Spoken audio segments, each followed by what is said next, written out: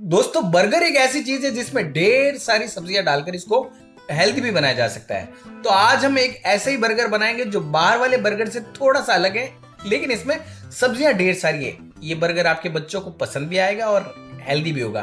तो चलिए शुरू करते हैं आलू टिक्की का बर्गर बनाना। तो दोस्तों देख लेते हैं हमें इस बर्गर में सामग्री क्या लगेगी। तो 2 से 3 मैंने मीडियम साइज के आलू उबाल लिए थे और उनको कटोरी की सहायता से मैश कर लिया है।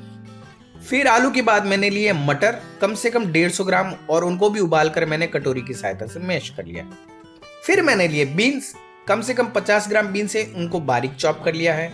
फिर मैंने लिए कैबेज जो कि 50 ग्राम है, उसको भी मैंने बारीक चॉप कर लिया है। फिर मैंने लिए 2 कैरेट्स, उनको मैंने ग्रेट कर लिया है। थोड़ा सा तीखापन देने के लिए मैं डालूंगा अदरक, और मैंने कुछ पनीर लिया है 100 ग्राम के करीब पनीर, इसको भी मैंने ग्रेट कर लिया है। फिर इसमें जाएगा थोड़ा सा धनिया, उसको भी मैंने बारीक चॉप कर लिया है। फिर इसमें डालूंगा मैं थोड़ी सी चीज ताकि बर्गर टेस्टी बने, और ये है चाट मसाला। फिर इसमें जाएगा हल्दी पाउडर, थोड़ा सा हल्दी पाउडर। फिर लाल मिर्च पाउडर ताकि थोड़ा सा टेस्ट बढ़े, थोड़ा सा धनिया पाउडर। घर के मसाले सब आराम से उपलब्ध हो जाते हैं। फिर मैं इसमें डालूंगा थोड़ा सा नमक स्वाद अनुसार, बिना नमक के तो स्वाद खाना बनता ही नहीं है, और गरम मसाला। फिर मैंने 1 चम्मच मैदा और 1 चम्मच कॉर्नफ्लावर लेके उसमें थोड़ा सा पानी डाल के एक घोल बना लिया है। तो जो टिक्की को हम शैलो फ्राई करेंगे इसके लिए इस घोल का इस्तेमाल होगा। कुछ मैंने लिया ब्रेड क्रम्स जो कि बर्गर की पैटी बनाऊंगा उसमें भी काम आएगा और बाहर का क्रस्ट बनाने के लिए भी काम आएगा। ये मैंने मेयो में थोड़ा सा केचप मिलाया और थोड़ा रेड चिली सॉस, और ये बर्गर की खासियत है ये वाला मेयो जो है मिक्स किया हुआ।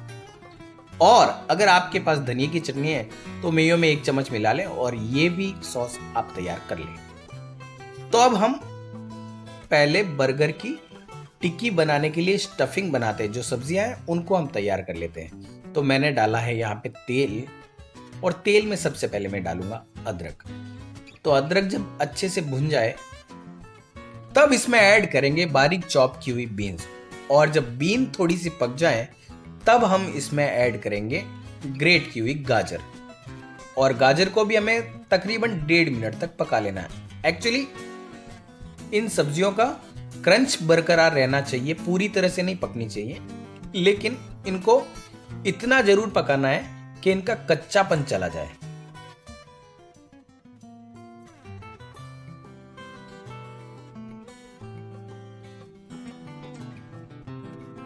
तो गाजर और बीन्स को पकाने के बाद अब मैंने इसमें ऐड किया है कैबेज जो कि कद्दूकस की हुई थी।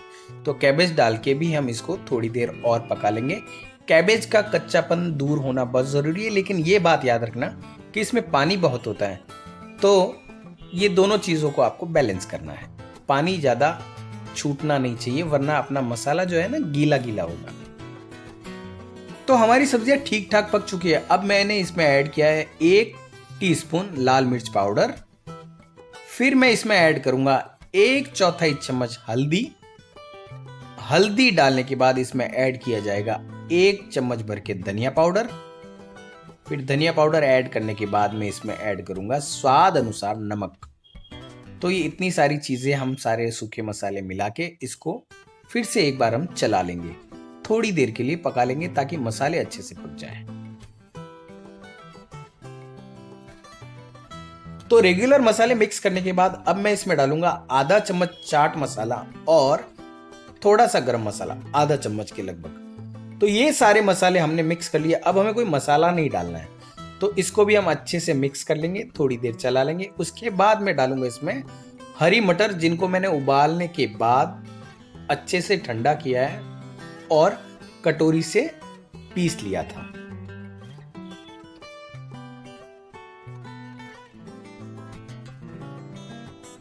तो हरी मटर को भी हमने अच्छे से मिक्स कर लिया। अब हम इसमें डालेंगे उबले हुए आलू। तो मैंने 3 मीडियम साइज के आलू उबाले थे, फिर उनको ठंडा कर लिया ताकि वो थोड़े से सख्त हो जाए। फिर इसको हमें मसाले में मिला लेना है। तो आलू भी हमने अच्छे से मिक्स कर लिया। अब मैं इसमें थोड़ा सा बारीक कटा हुआ धनिया डालूंगा और फिर हमने जो पनीर रखी थी वो मैं इसमें मिक्स कर लूँगा। तो ये दोनों चीज़ें मिला के हम इसको एक बार फिर से हल्के हाथों से मिक्स कर लेंगे ताकि पनीर का कचुम्बर ना निकल जाए। तो पनीर मिक्स करने के बाद अब मैं इसमें चीज़ मिक्स कर लूँगा, लेकिन इससे पहले मैंने गैस को कर लिया बंद। थोड़ा मसाला ठंडा होने के बाद आप चीज़ मिक्स कीजिए, नहीं तो क्या होगा कि चीज़ पिघल जाएगी और आप जब फ्राई इसको करेंगे तब आपको परेशानी हो सकती है।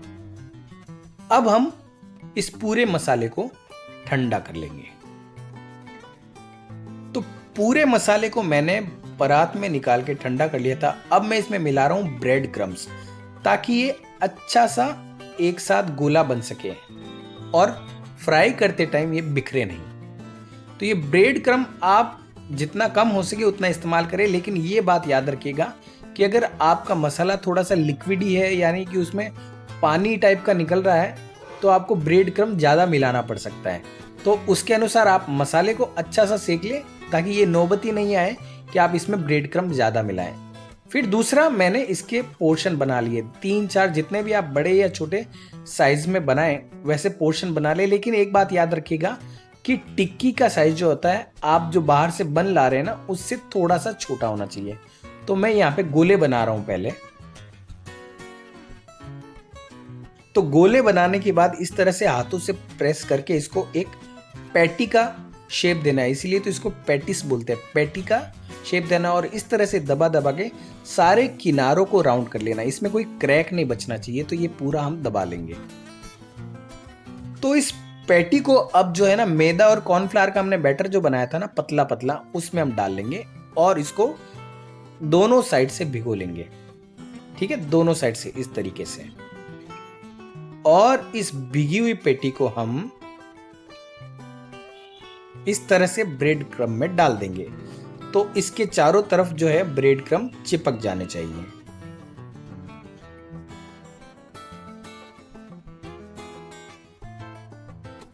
तो इस तरह से टिक्की जो है ब्रेड क्रम में लिपट गई। लेकिन आपको एक एडवाइस दे दूं कि आप चाहे तो इसको आधा पौना घंटा डीप फ्रीज में रख दें, ताकि आप जब फ्राई करेंगे तो आपको परेशानी नहीं होगी। तो अब हम इन टिक्कियों को डीप फ्राई नहीं, शैलो फ्राई करेंगे। तो शैलो फ्राई के लिए मैंने तेल लिया है चौड़ा और उसमें टिक्की को रख दिया है। तो इस टिक्की को आपको मीडियम आंच पे जो है हल्के हल्के दोनों साइड से पका लेना है।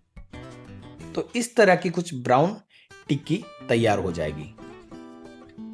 तो फटाफट से बर्गर को हम असेंबल करते हैं। बर्गर बन को मैंने इस तरह से काट लिया था, फिर गरम तवे पे बटर लगा के मैंने रख लिया और उसके दोनों पोर्शन को मैंने अच्छे से सेक लिया है। तो इस तरह से सेकेंगे ना, तब हम इसमें सॉस लगाएंगे तब सॉगी नहीं होगा। तो ये सेक के मैंने ये इसके नीचे वाले पोर्शन पे अब मैं लगाऊंगा मेयो। तो ये मेयोनीज है, उसमें मैंने रेड चिली सॉस और केचप डाला है और उसको मैंने लगा लिया है। तो खास तौर से जब आप मैकडी या दूसरे बर्गर किंग के बर्गर खाते हैं तो ये मेयो तो वहाँ पे होती है। मेयो लगाने के बाद अब हम इसमें डालेंगे ढेर सारी सब्जियाँ। तो मैंने टमाटर हैं, फिर प्याज हैं, फिर आप चाहे तो ये मैंने कैबेज और गाजर का सलाद बनाया, ये भी डाल दो। आप चाहे तो खीरा भी डाल सकते हैं। फिर वो बाहर जो मिलते हैं उसमें लेट्यूस वगैरह मिलते हैं, वो भी आप डाल सकते हैं। फिर मैंने ये टिक्की रख दी है।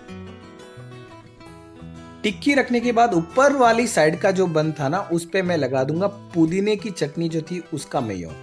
तो ये अच्छे से लगा के इसमें भी मैं थोड़ी सी और सब्जियां डाल दूं, ताकि सब्जियां ये है ना बच्चों के पेट में जाए और हेल्दी रहे। तो इस तरह से मैंने अपना बर्गर जो है असेंबल कर लिया है। तो आपको अगर लोकल के लिए वोकल होना है तो इस तरह से घर पर बर्गर बनाइए, काफ़ी हेल्दी है। आप इसमें काफ़ी ढेर सारी सब्जियां भी डाल सकते हो। और आपको अगर ये तरीका अच्छा लगा है तो प्लीज़ मेरे चैनल को सब्सक्राइब ज़रूर कीजिए। तब तक के लिए नमस्कार, बाय बाय।